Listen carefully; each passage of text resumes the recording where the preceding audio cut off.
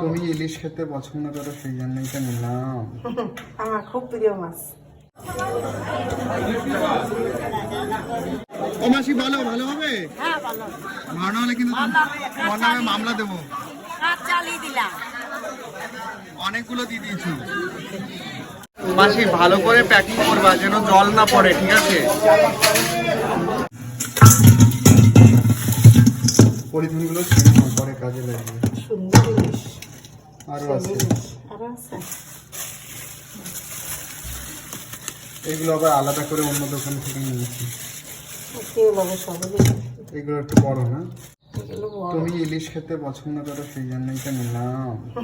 আমার খুব প্রিয় মাছ, তাই না? আর এইখানে নিয়েছি টমেটো, একটু অল্প পেঁয়াজ কলি, বড়বড়ি শিম নিয়েছি। আর আমি বাজার করতে পারিনি, তার মধ্যে ফোন এসে, এখানে একটা